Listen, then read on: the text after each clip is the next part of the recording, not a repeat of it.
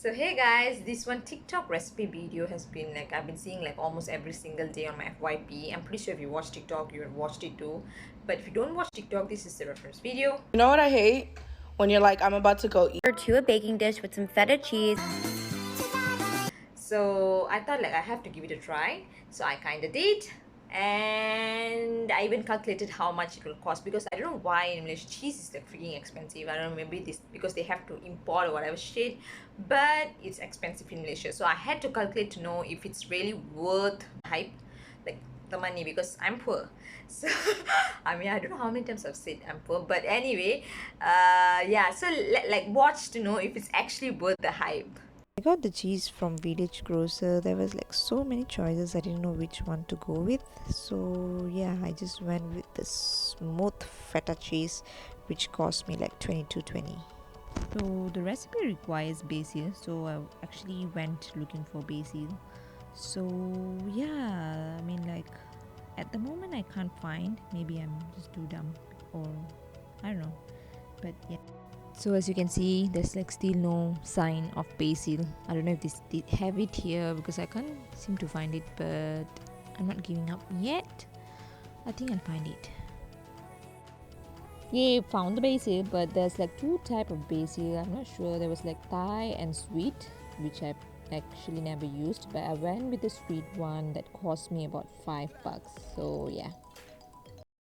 Village Grocer has the most overrated cherry tomatoes, period.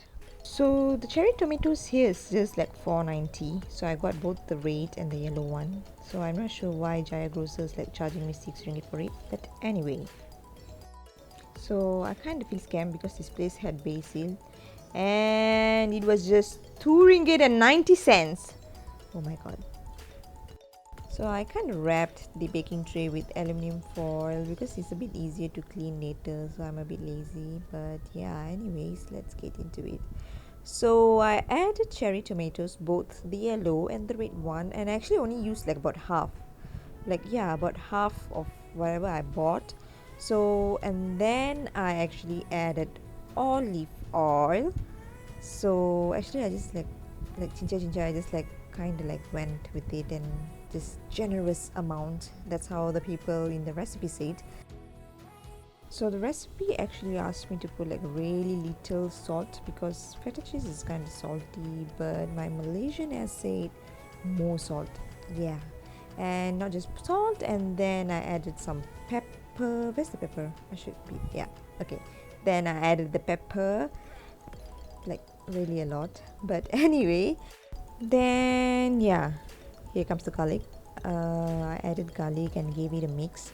I know normally in cooking video they use spoon because apparently using hand is not presentable, but I wash my hand like literally every 5 minutes after I cut something or whatever shit. But yeah, so I just use hand. It's just a Malaysian way of cooking. Anyway, bad news, the cheese was actually broken. I have no clue how, but it actually broke. So yeah, as you can see, I was trying to make it into a rectangle again, trying to put the pieces together, but I couldn't. So this is how it works with your words as well. So once you break people's heart with your words and all, there's no way of going back. You see, it's not even close to perfect. Like there's no fixing. Once you broke someone's heart, someone's trust or whatever shit, there's no way of going back. So done with the deep things. So the recipe also asked me to add like really little amount of chili flakes, but there was no really little. I mean, I was like, this is not little, this is a lot, but I just needed to do it. So I added some basil. Some actually chopped the basil, but I was too lazy, so I just like whatever. Anyway, guys, the sound of mashing this thing right is so therapeutic. Listen to it.